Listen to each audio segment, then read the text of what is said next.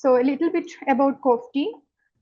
Yeah, so COFTI stands for Coalition for Food Systems Transformation in India, and it was launched in 2023. It focuses on a systems approach for food system transformation, and it has 7 action labs. I'm not going into the details, but it has also, the coalition has also focused 4 pathways to take up on priority. That also includes food loss and waste valorization. And presently, it has a membership of over 100. That includes both institutional and individual members. And the core group includes GIC India, WHH India, Food Future Foundation, and WASN, which anchors the secretariat. The COFTI learning session series that is intended as a member-driven platform. So the members can share ideas that will generate. So in this platform, we will discuss and generate more ideas that has a stronger and better shape, which will cater into the roundtable discussions. So that will eventually feed into development of pathways that can actually make some transformation on the ground. So that is how we have envisioned this learning circle series. And food waste and loss has already received a lot of traction among our members.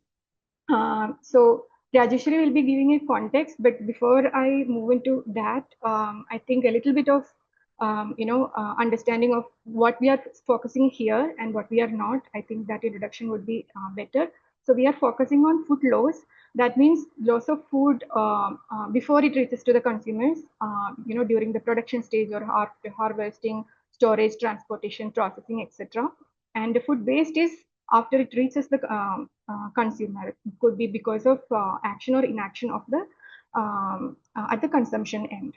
And why this food loss and both food waste is a problem? Because it leads to inefficient use of resources, and it has economic impacts throughout the value chain, not just the producer, also to the consumer. And it also creates a lot of environmental impacts. So what kind of problem it is and what kind of problem it is not. So in general, the climate change, problems and climate change discussions and all, it focuses that it's mainly a technological problem. So technological solutions are the panacea. But any climate change solutions and any change, problems in food systems as well. It's not just a technological problem. So solutions should not focus on technologies alone. So that is why we need a systemic approach, and why we need involvement of multiple stakeholders to act upon and look at this problem and solution making. And the just giving a small number of what is to give an idea that what is the magnitude of this food loss. And different agencies may have different ways of coming up with the produce. And I'm taking one study conducted by Nabard Consultancy Services. This was published in 2025, based on the study in 2020. Reference year was 2022. So the estimated loss of agri-produce, especially the vegetables, it was 11.97 million metric tons, and for fruits it was 7.36 million metric tons.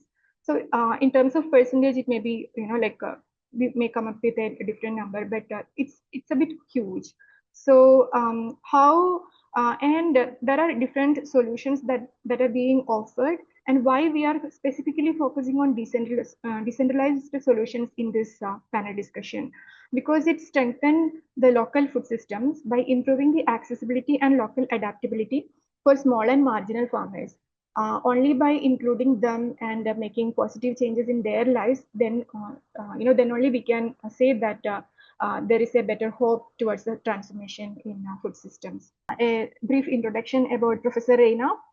Professor Rajeswari S. Raina is currently professor with Shiv Nadar University, Institution of Eminence, and co-chair UNESCO Bernard Marie Chair in Economy and Societies at Sciences Po, Toulouse. Her research goal is to understand and explain the interface between knowledge, ways of knowing, and options for action to ensure environmental sustainability and social well-being.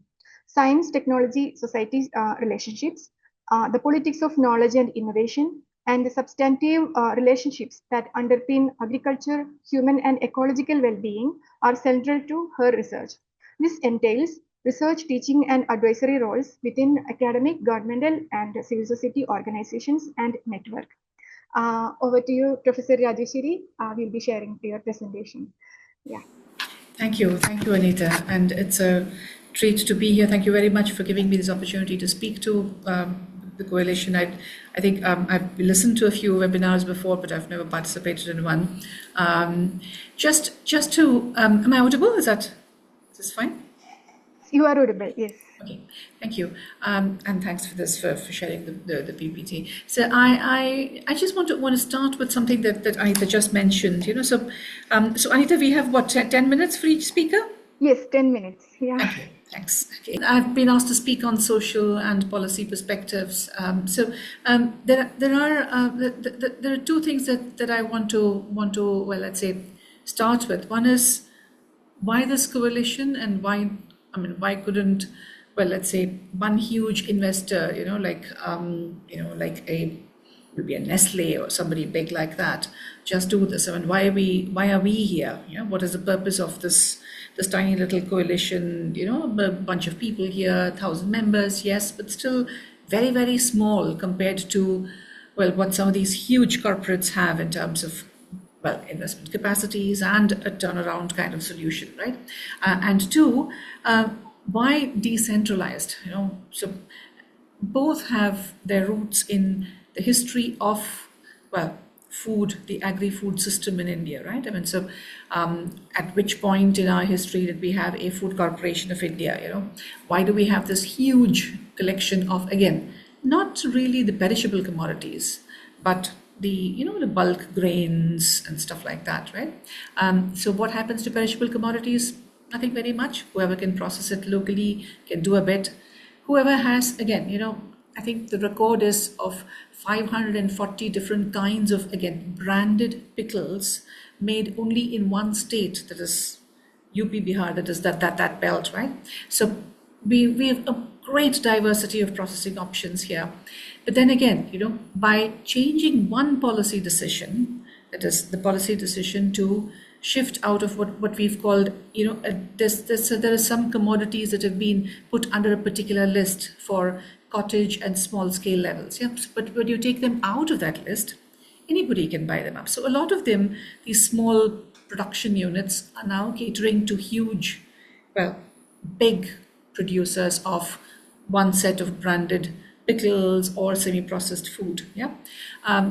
That's a big policy change, right? So let's remember, why decentralized is because some policy questions are becoming, well, evident now and demand decentralized solutions. But the more important question for us as decentralized processing facilities is, because rain-fed agriculture is very, very, very diverse, and because the volumes of production are relatively small, and there are plenty, even about 86% of the producers are small and marginal farmers. Yeah, so we have to, well, ensure that whatever they produce, Anita's figure about 11.7 million metric tons of vegetables getting wasted is really criminal, and this country desperately needs the nutrition. So we have to keep them fresh and get them to consumers in time before they perish, right? How do you do that? There are a few things that we have to remember. This is all part of the legacy bit, that is perishable commodities. But then perishable commodities can be either stored locally and sold locally, or they can also go through something called primary processing. What are the policy imperatives for primary processing? How does that happen? Where are we now in terms of primary processing and investments? Where small investments, that is again small local investments that can create job opportunities. Primary processing is a major sector that can create local job opportunities and also enable the transportation, long distance transport of food after primary processing. There's a much greater chance of success, that is of getting fresh, decent food to somebody, right? So work and local employment is really important too. Policies to that effect also, right? Again, there's a lot of data in this country on what you see as, disguised unemployment. I mean, those of us who have been unfortunate to study economics, have all been taught this, disguised unemployment, unemployment. There's a whole range of, definitions of idle rural labor, right? I mean, we've all been taught this idle rural labor. Why is rural labor so? It's not a question of being idle, right? It's a question of what you want to produce and how much. And two, what scale of production will actually survive the heat and the kind of, let's say, transportation questions to a decent market, to a decent storage facility, and so on. Women who do most of the processing work, almost 99% of processing work is done by women, right? Especially food processing work. Now, if you think of employment, if you think of, again, not employment as employment calculated as 8 hours of work per day, but as, a part-time work, that you do as a part-time facility. Again, household processing is different from a cottage processing facility in a local. So, for instance, there are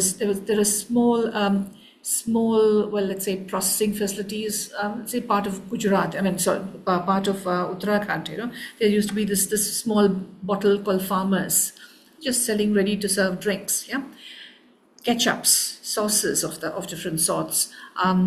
These were made in one little facility in the village. And when women go to work out of their homes and go to a facility and work, it also affects other things. That is, questions of what can be done with their families, what kind of education opportunities are there. We know of cases where women, just because of their participation in the centralized within the village, right? Not in their household, they've made a major change in their, not just in their incomes, but in the ways in which their daughters were educated.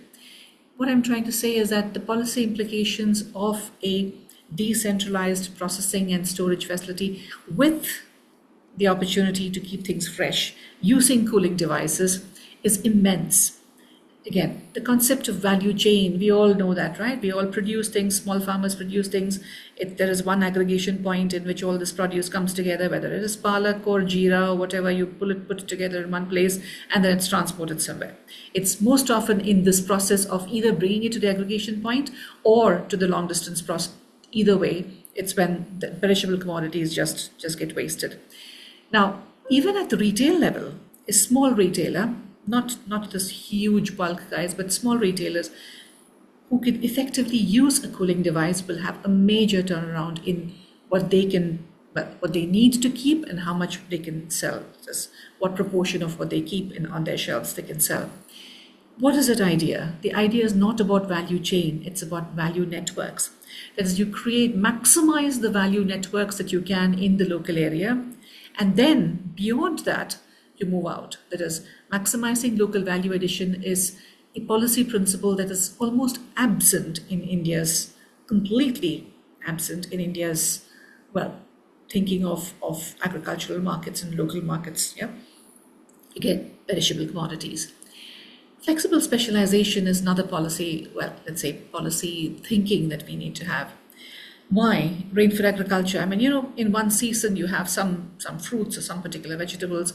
In another season you have another kind of vegetable. The first one has to be peeled and washed and probably, dried and powdered. Well, the second one, in fact, to make it last till it gets to a good market and, again, specify its shelf life for a week. So you might have to process once every week or twice every week. Maybe some fruits have to be de-shelled, or peeled and cleaned, brined, or just converted to what we locally call the murabba, right? So there are different demands of small machine tools, tiny little things. Cooling technologies, cooling devices have a place in these too. It's not just, let's say, me as a small farmer producing something, putting it into a cooling device and taking it to a market. But there are different kinds of cooling solutions, different kinds of cooling devices, small cooling technologies that can be used effectively in various, let's say, intra-seasonal, interseasonal, with an idea of flexible specialization. All you need is a small machine tool to enhance the performance of whatever you want to peel, clean, de-shell, wash, whatever. The last thing that I want to talk about is organic intelligence. We've all been hearing about artificial intelligence now, right?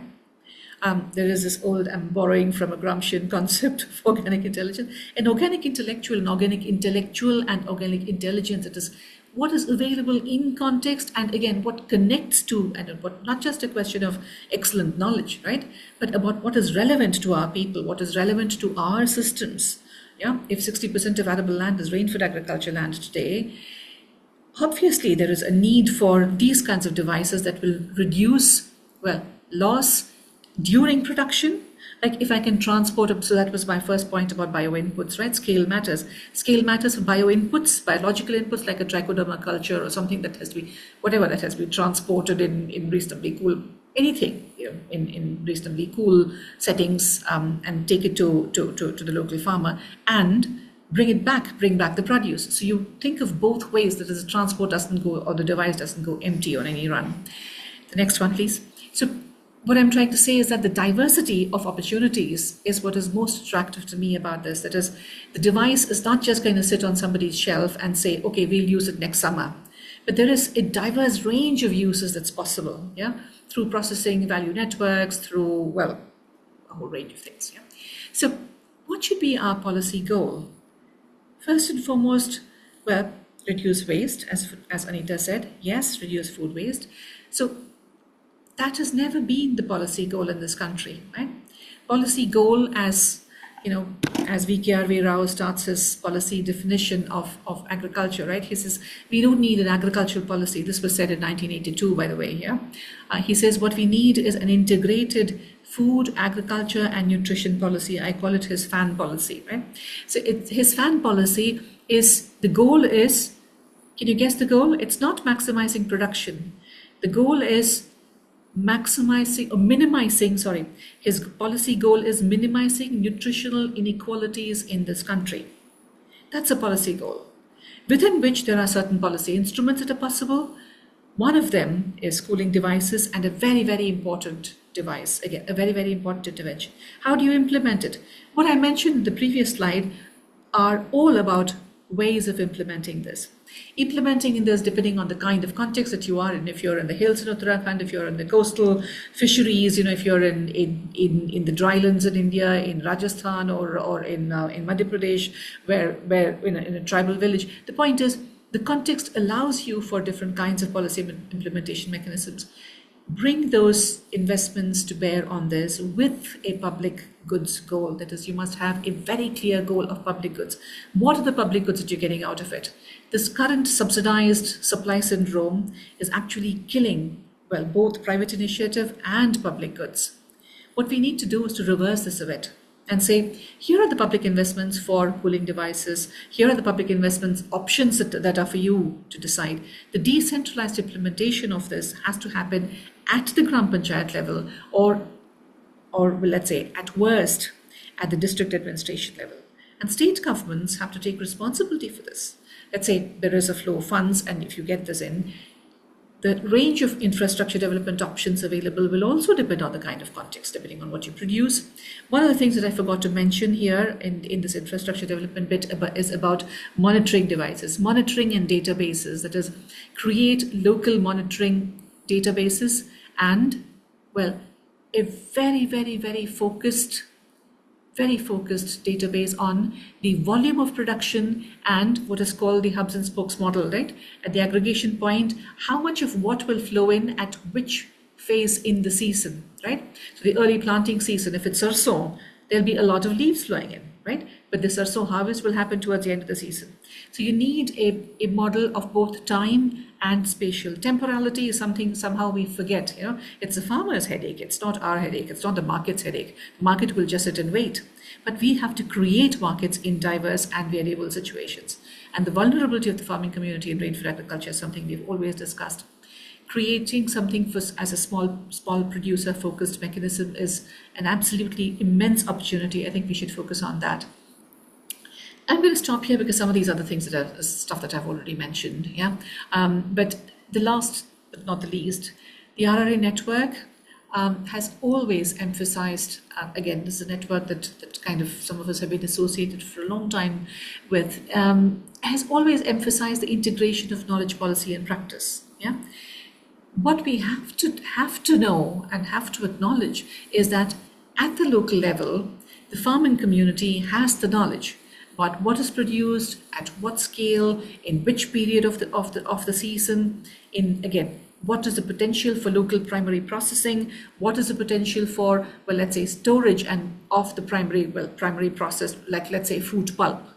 You do it in Himrol or somewhere up in the hills, up near Uttarkashi China border, but you have to transport it back to Nagaon, which is the aggregation point, right? So what level of, well, pH do you maintain it in? Small technologies that can work with that. The policy should be to provide public investments for that, right? And the practice, it is a practice of, well, enabling the appropriate design of cooling devices, the choices. These are all democratic engagements that need to be encouraged. And here we are at the end of my time. Thank you. Thanks. Thank you so much, Rajeswari. That was very insightful. And you have rightly pointed out that the overall thing that the cooling technologies, it doesn't only reduce the food loss. It can also have impact on uplifting the family or different families within the village, and also their income. So it's a collective, enhancement of the society that we can envision with this, and also pointing out the importance of public investments in this any kind of transformation debates that we talk about. Why we should highlight the importance of public investments, and not just the technology and dissemination of technology with the subsidy system. So thank you so much for highlighting these points. Yeah, we will have the discussion together after all the presentations. So now we will move to Dr. Vishal Singhal, CEO of ColdDC. A brief introduction. Let me have a brief introduction about Dr. Vishal. Dr. Vishal Singhal is the founder and CEO of ColdDC, Temperate Technologies. ColdDC builds cooling and cold storage solutions that enable street vendors, small farmers, and retailers to increase their price realization. These solutions are designed from the ground up for the specific contexts in which these communities operate. Earlier, he co-founded Ventiva Inc., a Silicon Valley-based company that developed novel solid-state fans for electronics cooling applications. Vishal has a PhD in mechanical engineering from Purdue University and a BTech from IIT Kharagpur. Over to you, Vishal. Yeah. Thank you, Dr. Anita. Thank you. If you could please share the slides, I can get started. Yeah. Hi, everyone. Really glad to be here. Thank you again for the invitation. As Dr. Anita was saying, we work on providing cold storage solutions mainly to small and marginal farmers, to street vendors, small retailers of fruits, vegetables, and flowers. With the presentation, I can go on, but presentation makes it a bit more interesting. Yeah. Yeah, give us a second. It will be, shared soon. Jitendra? So, as Dr. Rajeswari was saying, food waste is a very, or loss, I should say, is a very big problem. Before food gets to the household, estimates vary anywhere from 1 lakh crore to 2 lakh crore of annual losses, and most of which happens for fruits and vegetables. And there are very different points in the supply chain where these happen. Of course, there's a farm gate, which gets a lot of attention, but it actually is a small part of the overall losses, especially in terms of value. Significantly more losses than that in the supply chain when the food is going, fruits and vegetables are going from farm to the market. And an even larger share of losses. Next slide, please. Actually, number 3.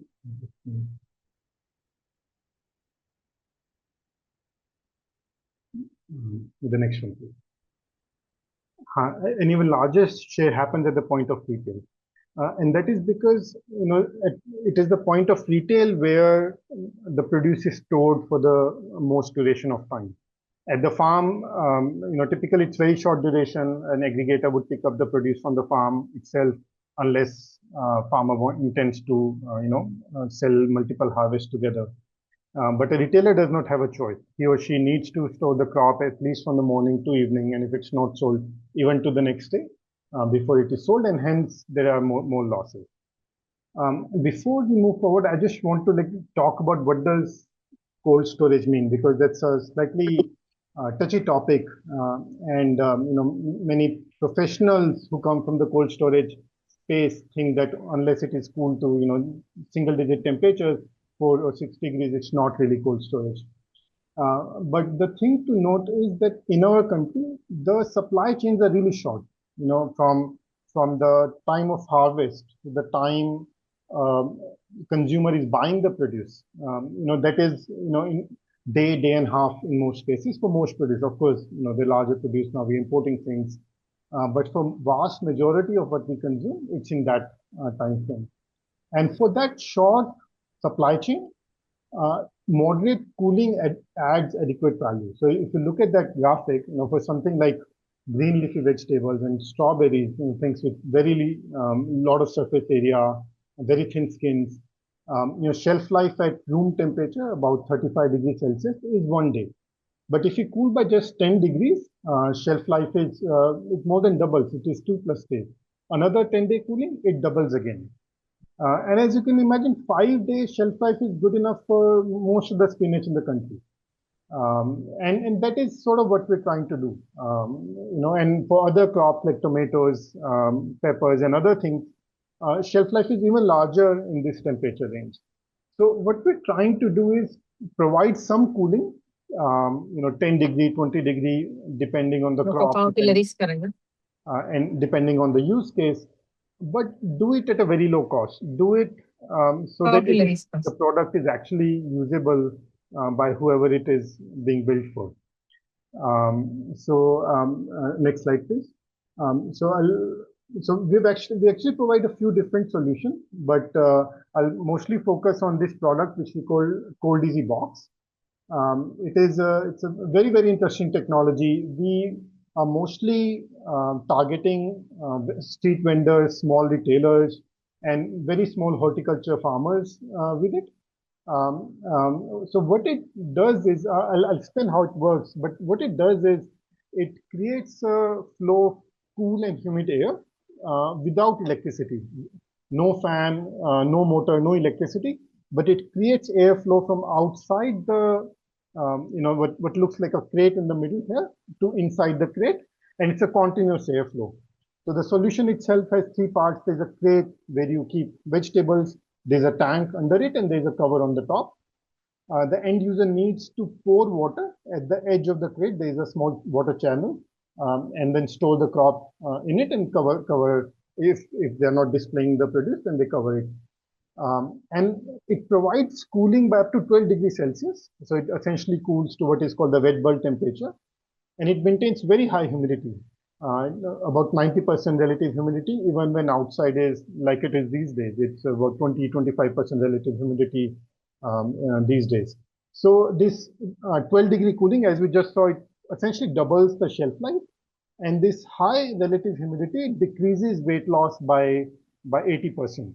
And actually our customers report that the greatest benefit is because of this lower weight loss and higher perceived freshness, that the crop keeps looking fresher. And it's a very interesting technology. As I was saying, it sort of uses this very simple principle that the cold air is heavier than the hot air, but it enhances that using evaporation in the structure of the pad which lines the crate, which creates this continuous airflow. Because of this continuous airflow, it also prevents fungal growth even though the humidity is fairly high, and it also exhausts, it ventilates ethylene gases or other things which lead to rapid ripening of produce. Now, in terms of the economics, the price point is about 3,500 rupees. If you can remain on this slide, please. And the payback period is 10 to 40 days, and that is for retailers. So what retailers report is, about 100 to 150 rupees of benefit every day, just in terms of higher perceived freshness and ability to get like the full retail price of the crop even at end of the day. And once or twice a week, when their produce is not So they can keep the producing this overnight and be able to sell it the next day.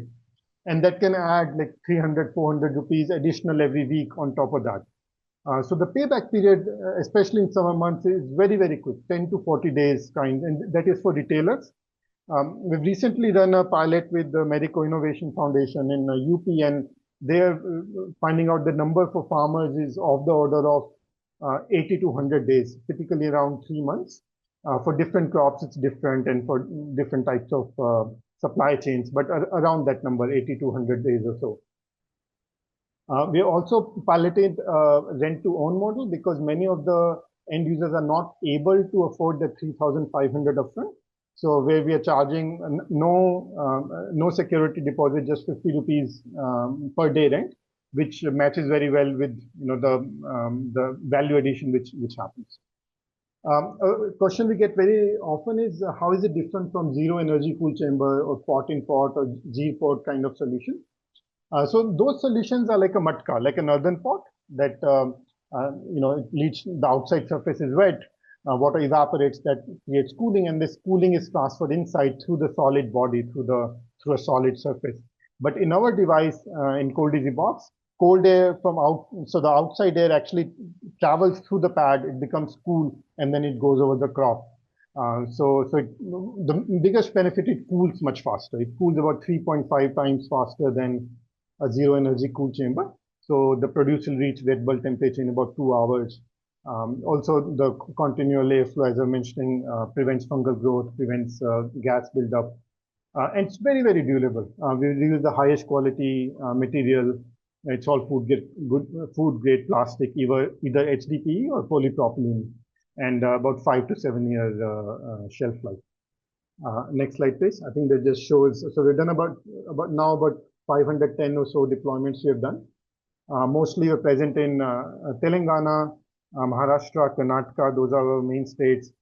Quite a bit in Northeast, and now we've done a few pilots with the Bihar Jivika in UP, as I was mentioning, and we're trying to build up a sort of on-ground presence there. I think I have only a few minutes left, and I just want to talk about another thing that we do before I close. And we also provide larger size cold storage that is directed at farmers. So it uses another very interesting advanced evaporative cooling technology, which cools by about 18, 19 degrees Celsius in this weather. So even when outside is 45, it maintains a mid-20s temperature, and again can maintain very high humidity. So it further increases the shelf life 3 to 4 times. The great thing is it does not require the end user, to build an extra room. It fits into any masonry room. There's a positive pressure system. What means is that the pressure inside the room is higher than atmospheric pressure, and that allows it not to let air come in from like imperfections in the room. Because if it's not a cold room, there will always be small holes in and around the doors or windows from where hot and dry air can come in, but it prevents that. It uses very, very little, very low electricity. Actually, it runs off a single solar panel, single 24 volt, 550 watt solar panel. It runs off that. So the typical end user cost is 80,000 rupees. So that includes the cost of the device and the installation, and the operating cost in terms of the electricity, if it is grid power, at about 9-10 rupees per unit, is 60 rupees. So very, very affordable device, and sort of a very quick payback for that also. I have a few more slides, but I can stop there. If the time is limited. Thank you, Dr. Vishal. I would like to specifically emphasize on the small boxes, cold boxes. When we talk about the cooling technologies, people have the idea, and like the technology, the very word technology, it gives a notion that it's very capital intensive and very high tech. So you have shown just the opposite of that. And even the operational cost is almost nil, except for a few liters of water. So in that way, we need innovations that also cater to the small and marginal, farmers as well as vendors. So the cold boxes, I think that is more suitable for the vendors, especially the street vendors and all. So that was really insightful to see these photos and listen to the presentation. And we already have Koldisi is one of the member, already a member of COFTI, and we already have received a lot of interest from people, individuals, or those who are working with NGOs to disseminate this technology with other people also. So yeah, thank you so much for your presentation. Yeah, now we will move on to Nagaraju's presentation. So a brief introduction. Mr. Yabbati Nagaraju is a senior manager at the Energy Resource Institute, Bangalore, with over 26 years of experience in renewable energy, sustainability, and rural development. He has worked on research and development projects focusing on solar energy, biomass technologies, watershed development, and sustainable livelihoods. He has also authored several research publications and contributed extensively to community-based sustainability initiatives across India. So he'll be talking about a solar-based cold room installed for FPOs in Karnataka. Over to you, Nagaraju. Yeah, thank you, Dr. Anita. First of all, I would like to thank Dr. Anita for inviting us for this wonderful event. And also I thank Rajeswari ma'am and Dr. Vishal for a very beautiful presentation. And some of the points already they have touched in my presentation also. So because you have given very short time, 10 minutes, I will try to cover up. Yeah, next slide, please. So this is basically one case study I'm going to present here. This is basically a solar-based cooling solution for horticulture produce to improve income of small and marginal farmers in Karnataka. So this is the one project in 1 year we have implemented this project. This is implemented in a village called Sadali village. It is in near to Chikballapur district. So from Bangalore around 90 kilometers. So here, like we have 3-4 partners here, like Terry, and then horticulture department, and then FPO, Sadalamma Horticulture Farmer Producer Company. So three of us we have worked together to implement this project and to benefit the mainly small and marginal farmers in that area. Next slide, please. So if you see the as already Rajeswari ma'am mentioned and Dr. Vishal has mentioned, so here challenge is like in India and even in Karnataka, like agriculture, horticulture are main livelihood for small and marginal farmers.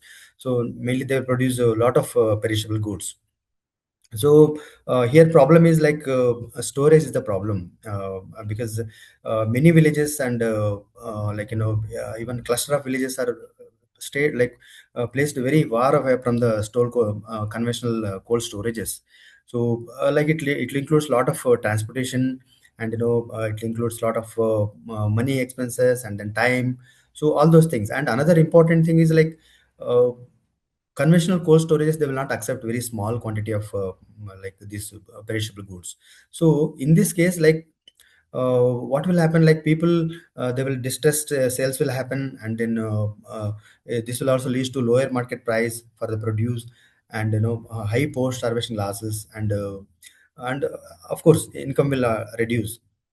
And this will give it like limited access to the higher value markets. So these are the mainly problem statement I can say. So based on this, we tried our best to do one pilot project. So we are introduced solar powered cold storage system for storing the small quantity, it was a 5 metric ton system. It's a 5,000 kg system. So like the 3-4 farmers, they can share and they can store the material in that. So we have demonstrated this system. This is a renewable energy based post harvesting management system, and this has supported farmers reducing losses and improve market access. So we kept our main objective was to improve the livelihood security of small and marginal farmers. So and also enhance the income opportunities and through clean energy based cold storage system. So next slide, please. So So if you see the like, so what are the things like we are observed here, like in this intervention? Like first is reduction post harvesting losses. This is the major thing we have observed here. And then improve the price realization, because Dr. Vishal was mentioning, like it will, when you store in this cooling system, so goods life will, like perishable goods life will increase. And then they can store for some days, like even days to weeks also. Like if you take a tomato, they can store around like 4 to 7 days. And even like potato, and even like an apple, so these are, you can almost one year also you can store it. So this is the beauty of the system, so that they can store it some days, and they will get the time to sell it in a better price. So and then yeah, enhanced economic resilience. So these the things we observed. And main another important thing is the reduced operation cost. So solar energy, like it will reduce the dependence on diesel and electricity, because in conventional systems, conventional storage, a lot of energy is required, electricity is required, diesel is required. When electricity is not there, they will go for a generator. So this will give a lot of no dependency. And this solar systems will give lower energy and solar storage costs, because in our system what we saw is like only except cleaning the panels in a weekly or at least 15 days once. Other than that, there will be one small water tank inside for humidification. So they have to store the water, 20 liters of water for per week or 10 days, that's all. So other than that, not much we have seen as a operating cost. So this will yes, provide reliable solution for for areas with limited power supply. So because this is a standalone system, they can install anywhere. There is no need of any like approvals, or even environmental approvals, or even like gram panchayat approvals. So and no need of power connection also. So because the system will work on solar on the daytime, and nighttime it will work on thermal system, because whatever power cooling energy generated during the daytime, that cooling energy will stored in some part actually. So that some part, whatever is it will work in the night actually. So that's how it's 24 hours it will work on solar system. So, so these are all like livelihood outcomes. What we saw is like reduced post-harvesting losses, and they got a better price, and also we increased in household income, and a stronger market participation, and improved economic resilience. So these are the points we have there. Next slide, please. So beyond this is one part. So earlier what we saw is income part. Like other than that, what else? Like building sustainable rural development means first thing is strengthening farmer institutions. Like so here in this, what we did, like we approached APO first, and then we trained them. We formed a group committee, and then the committee has a look into the monitoring and evaluation of the system, and we made two groups. So one group was looking after monitoring, and another group was looking after only breakdown thing. Like if anything happened, they will get into the action, and then they will sort it out. So that's how like it will give the role for the farmer, and APOs and user groups and SHGs like that, and the cooperation among themselves, and then efficient resource utilization, and local governance, and then community ownership of assets. So these are the things. And next one is like promoting inclusive development, like improves access to the storage, and market opportunity for women farmers and self-help groups. So like even they got some other activities like grading, packaging, and then small scale processing and all. So this has created additional employment and income opportunities in that rural areas. So it also supports climate resilient agriculture, like it will protects the produce from spoilage caused by rising temperatures and weather vulnerability, and provides a clean energy solution through solar powered cooling system, and it reduces dependency on conventional cooling technologies associated green gas emissions. So and also it has contributed to sustainable development. Yeah, like all the points, if you take out, this will come to the sustainable points. Next. So so results if you see like and first is like key livelihood impacts. Like what we saw is again one thing is, first point is post harvesting losses reduced, and then improved price realization, and then institutional strengthening, and again renewable energy integration. And so main thing is like lessons what we learned is like collective ownership and management improve long-term sustainability, because this is very much important. Management is very much important, otherwise system will not sustain and it will not run for a longer time. And another important thing, regular training is essential for effective operation and maintenance, because see, some of the systems are, they're not well known. So we need to give them a proper training to operate the system. And because our system is like this, a little more app based and system based system. So they have to like look into the system and like set the temperature, and select the temperature for suitable like perishable goods what they are storing. So, and another thing is like business planning and market linkage are very critical for maximizing the benefits. And integration of storage facility with marketing systems enhances the utilization and profitability. So these are all the lessons we have learned in this project. Yeah, next. So so this is if you see the takeaway. So this solar power cold storage is not just an infrastructure investment; it is a sustainable development enhancement strategy that combines economic growth and social inclusion and environmental sustainability. So these are the very simple. I think everybody is understanding. If any questions, if I can, address later. Thank you. Yeah, thank you so much, for highlighting how these solar-based cold rooms can be helpful for farmer collectives. And thank you for highlighting the, economic as well as, positive impacts on their livelihoods.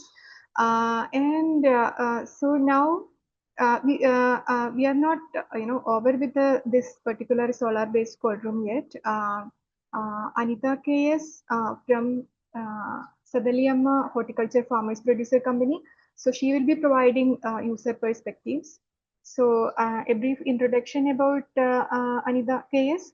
Anita KS is the CEO of Sadaliamma Horticulture Farmers Producer Company in Sadali, Karnataka. He has been working as a chief executive officer in this company for about last 10 years. Through this FPO, Anita provides necessary training programs for farmers along with other board members, and also educate farmers on the proper methods of handling and transporting flowers and vegetables for storage in cold room facilities. Over to you, Anita ji. Sandeep will, translate after you. Yeah. 10 minutes. Thank you so much. Okay. Yeah. ನಮಸ್ತೆ madam, ನಮಸ್ತೆ sir. Kannada ಮಾತಾಡ್ತಾ ಇರೋದು ನಾನು. Sir, ನಮ್ಮ company ಹೆಸರು ಬಂದು ಸಾದ್ಲಮ್ಮ ತೋಟಗಾರಿಕೆ ರೈತ ಕಂಪ್ನಿ ಅಂತ ಹೇಳಿ. ನಮ್ದು ಸಾದ್ಲಿ, ಶಿಡ್ಲಘಟ್ಟ ತಾಲೂಕು, ಚಿಕ್ಕಬಳ್ಳಾಪುರ ಜಿಲ್ಲೆ. ನಮ್ದು 1000 ಜನ ಶೇರ್ ಹೋಲ್ಡರ್ಸ್ ಇದಾರೆ. ಇದು ಟೋಟಲ್ 22 ಹಳ್ಳಿ ಇದಾರೆ. ಮತ್ತೆ ನಮ್ಗೆಲ್ಲ ಸಣ್ಣ ಮತ್ತೆ ಅತಿ ಸಣ್ಣ ರೈತರು ಇದಾರೆ. ಮತ್ತೆ ನಮ್ದು ಕಂಪ್ನಿ ಸ್ಟಾರ್ಟ್ ಆಗಿ 10 ವರ್ಷ ರನ್ನಿಂಗ್ ಅಲ್ಲಿ ಇದೆ. ಆ ಇದರಿಂದನೂ ನಾನು ಮುಖ್ಯ ಕಾರ್ಯನಿರ್ವಹಣಾಧಿಕಾರಿಯಾಗಿ ವರ್ಕ್ ಮಾಡ್ತಾ ಇದ್ದೀನಿ. 2024ರಲ್ಲಿ ನಮ್ಗೆ ಟೆರಿ ಕಂಪ್ನಿ ಅವರು ಕೋಲ್ಡ್ ಸ್ಟೋರೇಜ್ ನೀಡಿಕೊಟ್ರು. ಕೊಟ್ಟಿರೋದ್ರಿಂದ ನಮ್ಮ ರೈತರಿಗೆ, ಸಣ್ಣ ಮತ್ತೆ ಅತಿ ಸಣ್ಣ ರೈತರಿಗೆ ಬಹಳ ಉಪಯೋಗ ಆಗಿದೆ. ಯಾಕೆಂದ್ರೆ ನಮ್ಗೆ ಇಲ್ಲಿಂದ ಬಂದು ಸಿಟಿ ಬಂದು 30 ಕಿಲೋಮೀಟರ್ ಆಗುತ್ತೆ. ಸ್ಮಾಲ್ ಇದರಿಂದ ಅದರಲ್ಲಿ ಸ್ಟೋರ್ ಮಾಡಿ ತಗೊಂಬಂದ್ಮೇಲೆ ಸ್ಟೋರ್ ಮಾಡಿ ಯಾವ ತರ ಇಡ್ಬೇಕು, ಏನು ಎತ್ತ ಅಂತ ಹೇಳಿ ರೈತರಿಗೆಲ್ಲ ನಾವು ಮಾಹಿತಿ ನೀಡಿ ಸ್ಟೋರ್ ಮಾಡಿ ಮತ್ತೆ ಅವ್ರ ಮಾರ್ಕೆಟಿಂಗ್ ಎತ್ಕೊಂಡು ಹೋಗಕ್ಕೆ ತುಂಬಾ ಅನುಕೂಲ ಆಗಿದೆ. ನಮ್ ಕೋಲ್ಡ್ ಸ್ಟೋರೇಜ್ ಇಂದ ಬಹಳ ಇದೆ. ಮುಂದೇನ್ ಇದ್ರಲ್ಲಿ ನಮ್ಗೆ ಮಹಿಳೆ ಇದರಿಂದ ಜಾಸ್ತಿ ಇರೋದ್ರಿಂದ ಏನಾದ್ರು ಬೇರೆ ಇದು ಮಶ್ರೂಮ್ ಆತರ ಏನಾದ್ರು ಮಾಡ್ಬೇಕು ಅಂತ ಹೇಳಿ ಪ್ಲಾನ್ ಮಾಡ್ತಾ ಇದ್ವಿ. Yeah, I will add to Anita because she was explaining Kannada. So what she was telling is her name is Anita. She's working in Sadalamma FPO. She has around 10 years experience, and she's handholding 1,000 farmers in this FPO. Like all are, most of them are small and marginal farmers. And what she was telling, like Terry organization approached their FPO and they installed solar based cold room system. So the system is very helpful for them because what she is telling, like conventional cold storage is almost 30 kilometers away from this village and this cluster of villages. So transportation and it will be very difficult for them to go to the conventional cold storage and storing here. So therefore this system is very helpful for them. And she got a training, and she has also trained other people also. She will monitor the system as of now. So whenever goods comes, she will enter into the ledger and then put it in the cold storage, and then while taking out also she will monitor, and then accordingly she will charge some minimal fee for them to for storing this thing. And this is one thing she was highlighting. And yeah, so that's what that's all she was mentioning that. Yeah. Yeah, thank you so much. Sandeep? Okay. Yeah. Yeah. So thank you wanted to add anything or No, I mean, pretty much summed up by Nagaraj Garu. And only point is ki, since 10 years, they were more focused. I mean, after the establishment of the solar cold storage. So these 3 years or 2 years down the line, they have been more focusing on vegetables and flowers, easily marketed to the city. And now they are planning to do some commercial products like mushroom, etc. Yeah. okay. Yeah, I think we will move on to the question answer session. There is a question for Professor Rajeswari. What is the biggest misconception conception among businesses about the cooling infrastructure in India? Rajeswari, over to you. Well, misconception. In fact, conceptually itself, cooling is associated with something that is expensive and huge. That is, the scale has to be massive. It's kind of huge, and the cost. In fact, we have a range of cooling technologies. I mean, ranging from, well, let's say, cooling your body with a glass of lassi onwards. There's a whole range of, well, local and very, very effective, very innovative, very local cooling technologies. So the biggest misconception is the scale and the infrastructure. There's a huge investments needed. You don't need that. There is, and it can be, well, what we just heard. You don't even need power. You don't even need an electricity supply for that. You can generate your own power, or you can just do this with a good mechanical engineering design, right? It's possible to cool. That's the biggest misconception. Yeah, thank you so much. So, as I mentioned, that with technology always comes with the idea that it's so capital intensive and huge, technologically complicated. So that notion is also there. So yeah, thank you for clarifying about that. There is a question for Dr. Vishal Singhal. Can decentralized cooling become as essential to food systems as roads or electricity in the coming decade? I think especially with climate change and what we are seeing these days as well, the intense heat wave, never before seen temperatures, 50 hottest cities in the world being India right now. Cooling is going to become more and more important and sort of no longer a luxury. It's no longer a luxury. It is an essential good, essential service. We need a lot many more cooling solutions. We need infrastructure, sort of cool rooms for workers to sort of spend their break in, whether it is at the place of work or sort of public spaces. We need the places of work, for example, tin sheds. They right now factory floors, manufacturing units, food manufacturing units, especially where there's a source of heat. And all those need cooling as well. So cooling, I mean, I don't want to, I'm not very well suited to use that language, but cooling is a right. You to be able to work in a comfortable environment should be a basic, human right. There is a question. What is the capital investment and recurring cost for the solar-based cold storage of 5 metric ton? Basically, this was because it's a pilot project we did. It was around 13 lakhs. It was the investment cost actually. So, like system we brought from Pune, and a lot of things were there. So yes, we also calculated the payback period. It will be around 5 years to 6 years. They can take out the investment cost. So because there is no operation cost in this, because extra electricity bills and extra manpower, all not required. Very minimal thing. One person is required. Like whoever, that's the reason why given to FPO. So FPO manager itself, he will look into the system. So that's how they can save more money. And then and even another thing is like they are charging only 1 rupee per kg per 5 days for storing the material. So it compared to conventional, it is almost 50% lesser cost, storing cost. So people are very realized, and they are approaching them. So that's how like they can get the payback period very fast. So within a 5 to 6 years, they will get back the money, investment money. Yeah. So, what would you ask of the state? I mean, what would you ask of the government? What would be your demand? I mean, as a entrepreneur, even more than an engineer, I mean, as I'll use the dreaded word subsidy. I mean, of course, subsidy is not, nobody wants a subsidy, right? Even that just sort of kills the market, and I'm sure you know what I mean by that.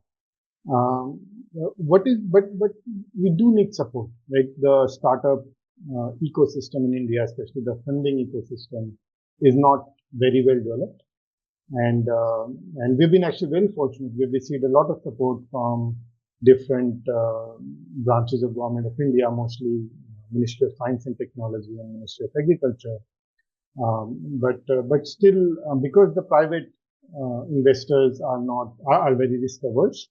I think especially in a field like agriculture, government needs to step up a bit more than they already do. Other thing is on, for example, working with the state machinery, right? Whether at the central government or at the state government, it's just very hard. It is opaque. It requires exchange of money at every step. It is inaccessible. For example, we know there is a very horticulture dominant district, and we are not able to access the district magistrate. So I think that is somehow easy. I mean, that's a broader point, but if that is somehow simplified, that will really help us. So those two things. Yeah. Have you approached farmer producer organizations anytime, FPOs? Yes, so we have. So we're based in Hyderabad, and Okay. we've worked extensively with. Actually, know all the FPOs in Telangana. Okay. So FPOs, as you know, it's a wonderful concept. Especially in theory, it's a great concept. On paper, it is good, but in practice, it is a hit or miss. And they're excellent FPOs, like I'm sure the one you work with. They're Sehadri, they call like model citizen. But majority are not able to stand on their feet. Because of course they limited support, and and they need support from multiple different angles. The government provides 3-year support, but that's many times is not enough. They have to fight with the local lobby, and who is the person who's managing it. There are so many factors at play. And FPOs so far have decided that their business is inputs and not so much managing the outputs. Only very few FPOs are focusing on output aggregation. So that is also like another challenge we see with FPOs. Anita ಅವರು 2 question ಕೇಳ್ತಾ ಇದಾರೆ. ಹೇಳಿ sir. ಒಂದು starting ಅಲ್ಲಿ ಏನಾದ್ರು challenges face ಮಾಡಿದಿರಾ ಅಂತ. ಆಮೇಲೆ ರೈತರಿಗೆ ಮೋಟಿವೇಟ್ ಮಾಡೋದು ತುಂಬಾ ಇದಾಯ್ತು ಸರ್. ಮತ್ತೆ ಅವ್ರಿಗೆ ಹೇಳ್ಬೇಕಲ್ವಾ ಸರ್, ಇದು ಎಷ್ಟ್ ದಿನ ಇರುತ್ತೆ ಹಾಗೆ ಹೀಗೆ ಅಂತ ಹೇಳಿ ಅದನ್ನೆಲ್ಲ ಎಕ್ಸ್ಪ್ಲೈನ್ ಮಾಡಿದಾದ್ಮೇಲೆ ಮತ್ತೆ ಫಾರ್ಮರ್ ಬಂದ್ರು ಸರ್. ಎರಡನೇ ಕ್ವಶನ್ ಬಂದು ಅವ್ರು ಹೇಳ್ತಾರೆ ಅಂದ್ರೆ ಇನ್ನೇನಾದ್ರು ಮುಂದೆ ಏನಾದ್ರು ಅಪ್ಸ್ಕೇಲ್ ಅಂದ್ರೆ ಮತ್ತೆ ಏನಾದ್ರು ಇನ್ನೊಂದು ಸಿಸ್ಟಮ್ ತಗೊಳ್ಳೋದು, ದೊಡ್ಡ ಸಿಸ್ಟಮ್ ಮಾಡೋದು ಏನಾದ್ರು ಪ್ಲಾನಿಂಗ್ ಇದೆಯಾ ಅಂತ ಕೇಳ್ತಾ ಇದಾರೆ. ಅಂದ್ರೆ ನಮ್ಗೆ ರೈತರು ಇಲ್ಲಿ ಬಹಳ ಆಲೂಗಡ್ಡೆ ಬೆಳಿತಾರೆ ಸರ್, ವೆಜಿಟೇಬಲ್ಸ್ ಆಲೂಗಡ್ಡೆ ಬೆಳಿತಾರೆ. ಇದರಿಂದ ಅವರು ಲಾರ್ಜ್ ಸ್ಕೇಲ್ ಅಲ್ಲಿ ಇದ್ ಮಾಡ್ತಾರೆ. ಯಾಕಂದ್ರೆ ಚಿಕ್ಕಬಳ್ಳಾಪುರದಲ್ಲಿ ಕೋಲ್ಡ್ ಸ್ಟೋರೇಜ್ ಇದೆ ಅಲ್ವಾ ಸರ್, ಆ ತರ ಲಾರ್ಜ್ ಮಾಡೋದ್ರಿಂದ ಇದರಲ್ಲಿ ಸ್ಮಾಲ್ ಫ್ಲವರ್ ಇಲ್ಲ ವೆಜಿಟೇಬಲ್ ಇಡ್ಬೋದು ಅಷ್ಟೇ. ಅದು ಆಲೂಗಡ್ಡೆ ಇಡಕ್ ಆಗೋದಿಲ್ಲ. ಕೋಲ್ಡ್ ಸ್ಟೋರೇಜ್ ಅಂದ್ರೆ ಜಾಗ ಬೇಕಾಗುತ್ತಲ್ಲ ಸರ್, ಪ್ಲೇಸ್ ಪ್ರಾಬ್ಲಮ್ ಆಗುತ್ತೆ. ಹಾ sir. Anita, Dr. Anita, she's so what she is telling. First question is like, yeah, she faced a problem for convincing the people, farmers. So, but however, she has explained them like which produce has to store how many days, like all things and all. So after that, she's okay. People are farmers are reaching. And second point, with respect to upskilling, what she's saying, like as of now, potato is the main crop there, surrounding areas. So there mostly they go for a bigger cold storage, like because of big quantity. Uh, but wherever small quantity and all, flowers, vegetables and all, they're in this only they are storing now. So as of now, they are not going for that, but just observing now as of now. Just one question, because we have been talking about farmer producer companies and lot of like cooling low cost solutions that is actually accessible and affordable to the farmers. But my question is specifically in the context of huts, local huts, because a lot of perishable commodities movement does happen to the local huts. And in terms of like realizing better prices for the farmers, a lot of aggregation sorting is happening through farmer producer companies. But in the huts, the morning price, the opening price and the closing price, it is not always so, because like taking back the unsold perishable products back to the village, sometimes the price is like the costing is a little bit higher. So from your experiences, like at the heart level, local heart level, weekly markets where actually the small and marginal farmers sell out a lot of produce there, so is there like these kind of available low cost solution from your experience can also be connect the rural hearts also, because in terms of volume movement, a lot of is happening in those markets also. So in terms of like accessible options, is there something happening? Because I heard that the reach out in Karnataka is quite good from Nagaraju sir. So from your experiences, is it possible like building some kind of accessible on rent basis or purchase basis, or in terms of like service providers, is it like happening in our place? Yes, yes, yeah. You are a very valid question. What you're asking. Yes, we have observed some, like in Chikbalabad APMC had like some private partners already installed small systems, one or two I've seen, and even in Chintamani also one system I have seen. But I think government is also thinking nowadays, but still it's not coming to the realization. But there one small like five ton capacity like that. So they're they're utilizing this kind of like people whoever remaining vegetables will be there, they're carrying there and they're storing that place actually. So but as you said, it should be in a higher way. Maybe in future it may come up also. Thank you, sir. So a lot of distress selling does happen. Instead of taking back the produce, they sell out at a very low cost. So the distress sell is a kind of a very unplugged area. So thanks for the answer. So probably we'll be able to interact more on this thing. Thank you. Thank you. Yeah, thank you, Jyoti, for the question. I have a few questions, but I will wait. There is one question from Monica Kamat. Monica, would you like to ask this, or shall I read it? Hi. Yeah.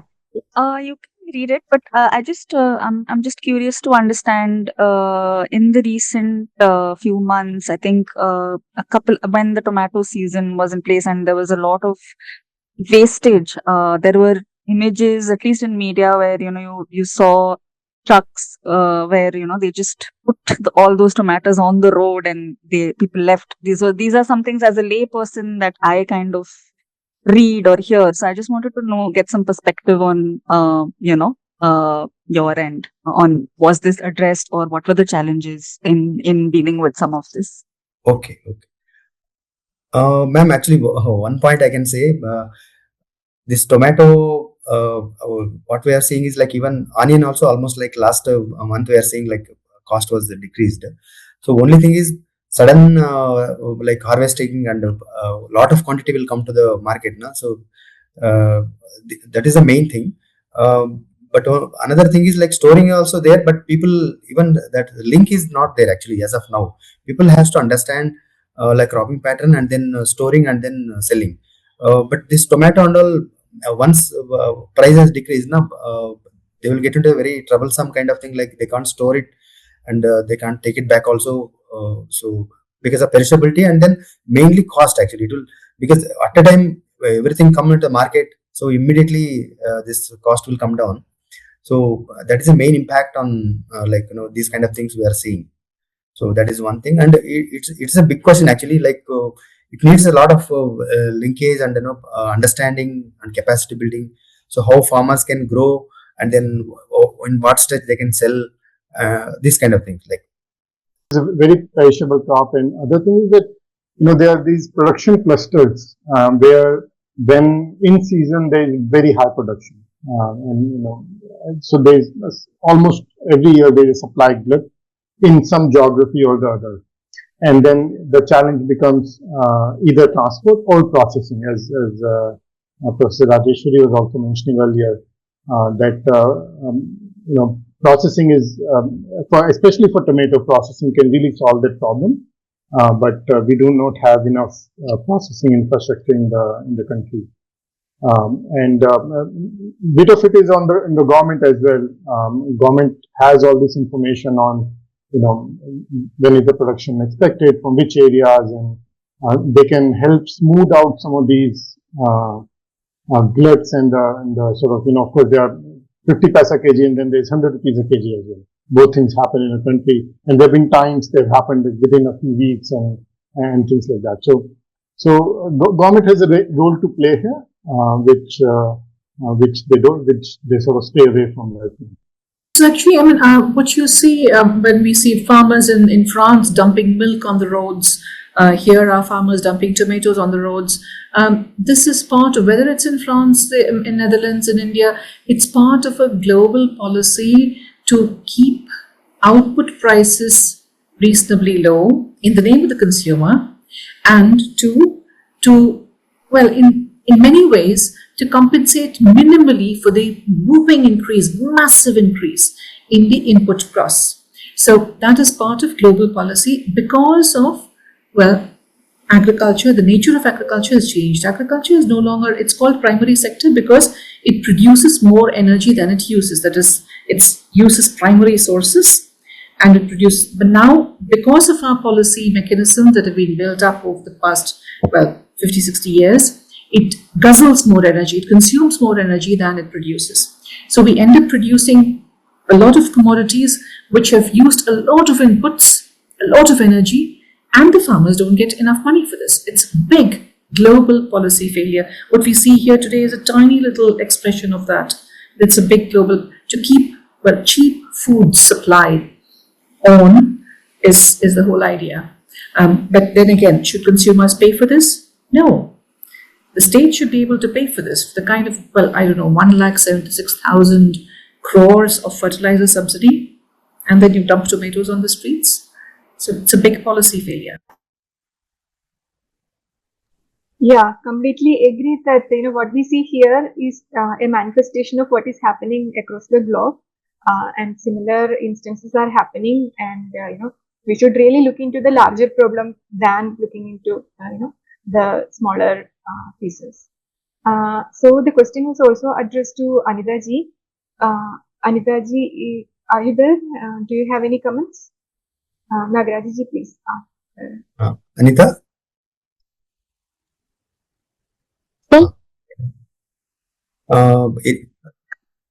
Dr. Anita, what your can you say? The same question Monica asked was also addressed to Anita ji. So, ಅದೇ ಅವರು ಅದೇ ಟೊಮೆಟೋದ್ madam ಕೇಳಿದ್ರಲ್ಲ, ಈಗ ಎಲ್ಲ ಕಡೆ ಅದು price ಕಡಿಮೆ ಆಗಿ ಥ್ರೋ ಮಾಡ್ತಾರಲ್ಲ, ಏನ್ ವಾಟ್ ಇಸ್ ಅಂದ್ರೆ ಏನ ಅದ್ರ ಬಗ್ಗೆ ತಮ್ದೇನ್ ಅನಿಸ್ತೈತೆ ಅಂತ ಅನಿಸಿಕೆ, ಹೇಗೆ ಅದನ್ನ ನಾವು ತಡೆಗಟ್ಟಬಹುದು ಅಂತ. ಸೊ ಟೊಮೊಟೊ ಅದು ಇದ್ ಮಾಡೋ ಬದಲು ಅದು ಕೆಚಪ್ ಅದು ಬೇರೆ ಕಡೆ ಕಳ್ಸೋದು ಬೆಸ್ಟ್. ಅದು ಕೋಲ್ಡ್ ಸ್ಟೋರೇಜ್ ಅಲ್ಲಿ ತುಂಬಾ ದಿನ ಇದ್ ಮಾಡೋದು ಕಷ್ಟ ಆಗುತ್ತೆ ಸರ್ ಅದು. ಬಟ್ ಅದಕ್ಕೆ ಫೆಸಿಲಿಟಿ ಇದೆಯಾ ಕೆಚಪ್ ಮಾಡ್ಲಿಕ್ಕೆ ಅದಕ್ಕೆಲ್ಲ? ಸರ್ ಚಿಂತಾಮಣಿಯಲ್ಲಿ ಇದೆ ಸರ್, ಮಾಡ್ಕೇರಿ ಕ್ರಾಸ್ ಅಲ್ಲಿ. ಅದರಿಂದ ಇಲ್ಲಾಂದ್ರೆ ಈ ಸಂಘಗಳು, ಲೇಡೀಸ್ ಸಂಘಗಳು ಇರ್ತಲ್ಲ ಸರ್, ಇದ್ರಲ್ಲಿ ಅವ್ರಿಗೆ ರೆಕಮೆಂಡ್ ಮಾಡಿ ಅವ್ರುಗಳು ಕೊಟ್ರೆ ಬೇಕಾದ್ರೆ ಕೆಚಪ್ ಇಲ್ಲಾಂದ್ರೆ ಇದು ಉಪ್ಪಿನಕಾಯಿ ಆ ತರ ಬೇಕಾದ್ರೆ ನನ್ನ ಇದಕ್ಕೆ ಹೋಗುತ್ತೆ sir. What she was telling me, like farmers can explore some possibilities, like give it to the some SG women for making ketchup and all. So these kind of small things, like even some small factories also there. She was small industries are there.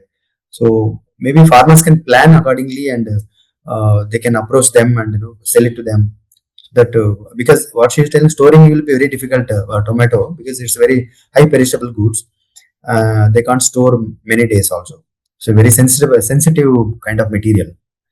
So they can only farmers can explore, and they can see some kind of options for selling into the market. Okay. Yeah, thank you so much. I have one question for Vishal and one request to Rajeswari, but I will wait for others. Yeah, Pallavi, please.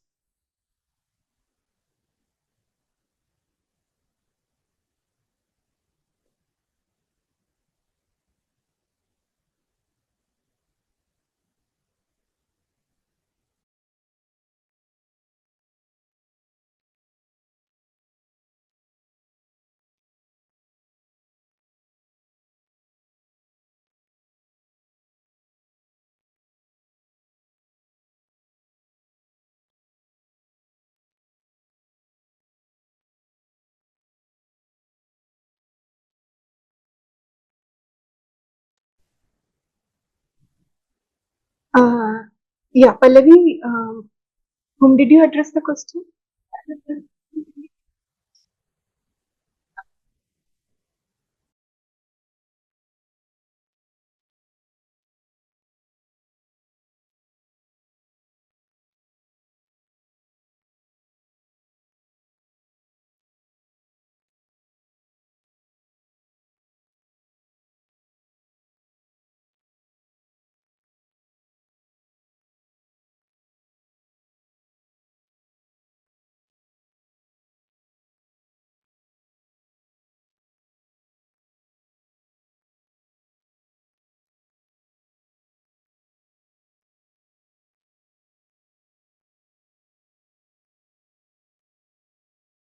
I'm just checking if Pallavi's question was audible.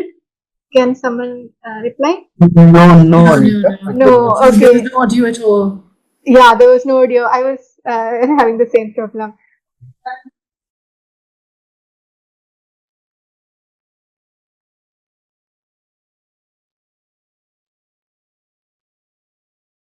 So Pallavi will ask from my laptop.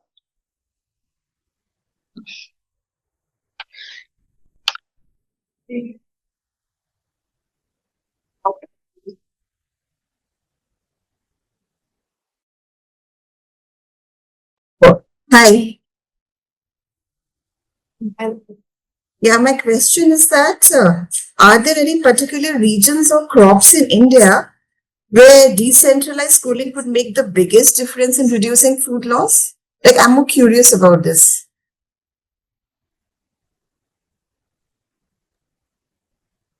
Yeah. See, that's already in the system, because now, for whatever conventional cold storage you are seeing, like normally they will establish based on the cluster only. They will see the first like produce availability. Based on that, they will establish the systems. Yeah. Thank you so much. Yeah. Yeah. And sorry for the Glitch. Okay. So I think I'll go ahead with my question. Vishal, I would like to know, your challenges. So the red tape part you already mentioned. Other than that, was there any challenges you faced, especially in the beginning stage, and how you navigated through that? And I will also shoot the question or request to, Professor Raina at the moment itself, that being a member of COFTI, how would you think that we can take up some transformative action on this larger problem of food waste and loss, food loss and waste, as a COFTI agenda. So I have that request, like instead of me concluding the session, I thought we could conclude with your reflections on that. So after Vishal, you could go ahead with that. Over to you, Dr. Vishal. Yeah, thanks for that. So for a startup, the path is always very challenging, regardless of what you do. Especially for us, because we always wanted to sort of work with in this sector, sort of cold storage for farmers, for retailers, where it does not exist, and it's a very difficult set of customers. They're very demanding, and and maybe that's not the right word, but basically they have very low resources, right? I mean, especially if you look at a retailer, when we sort of started working on how do we build something for retailers, there's no electricity. Some retailers just work at night, so the solar solutions won't work. There is they can't work on. It has to be mobile. Of course, the cost factor. So it was it actually took us a long time to develop the product, to test it out, to validate it, to refine it. So it has been a long process that way. We actually have a very, very strong team, technically and otherwise. So very grateful to them, including advisors who have been with us, supported us along the way.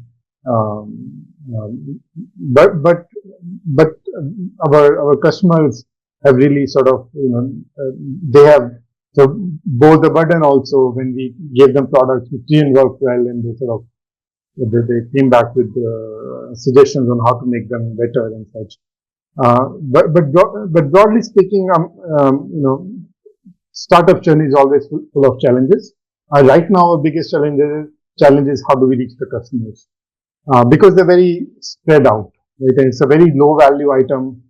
The cost, if we try to reach each street vendor individually, if we try to reach each horticulture farmer individually, the cost of doing that is very high.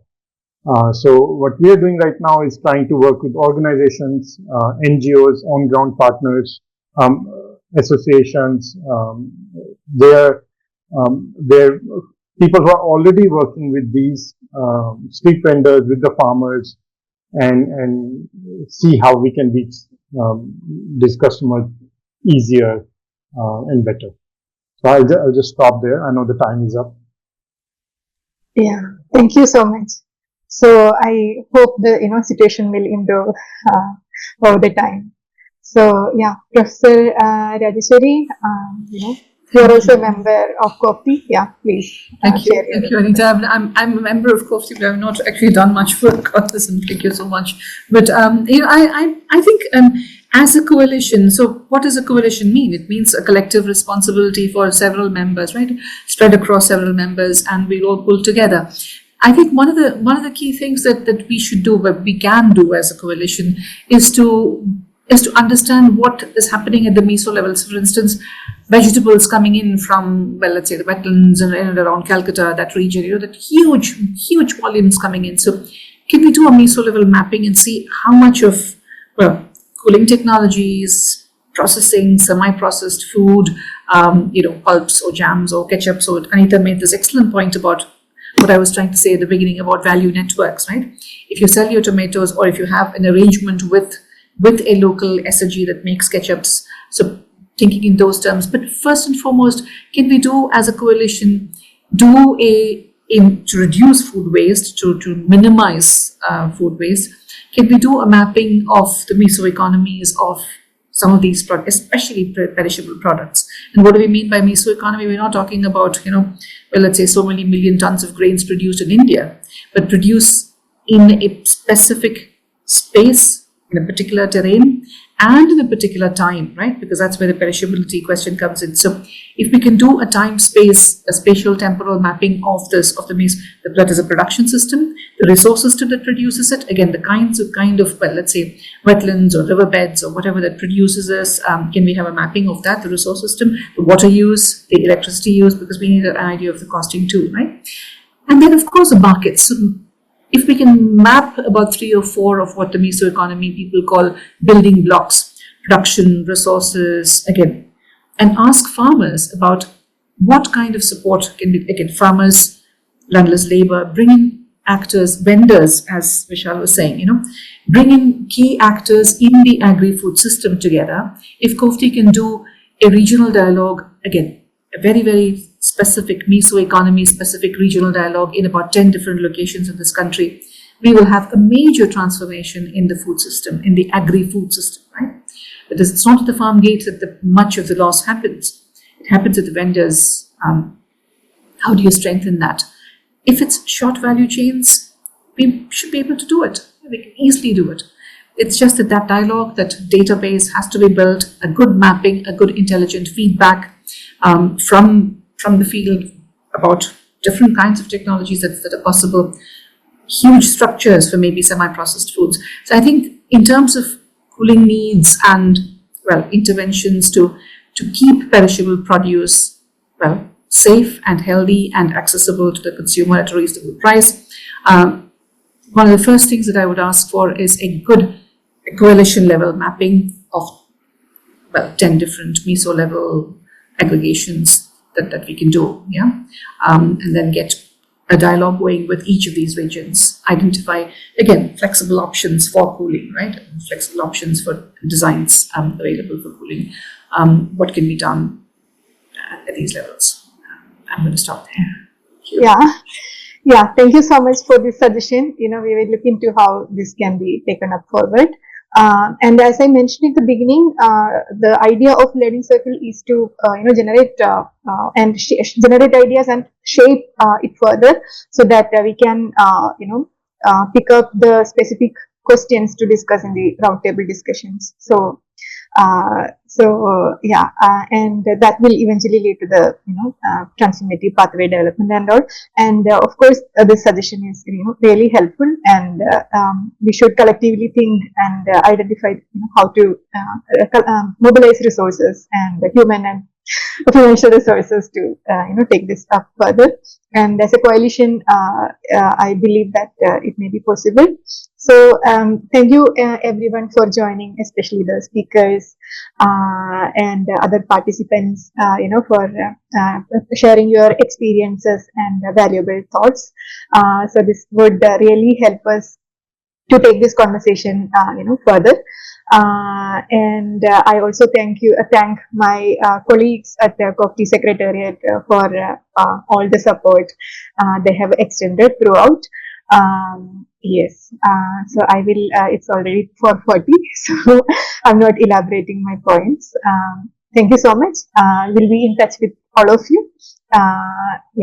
So have a nice evening. Thank you so much. Thank you. Bye. Thank you. Thank you, Bye. everyone. Thank you.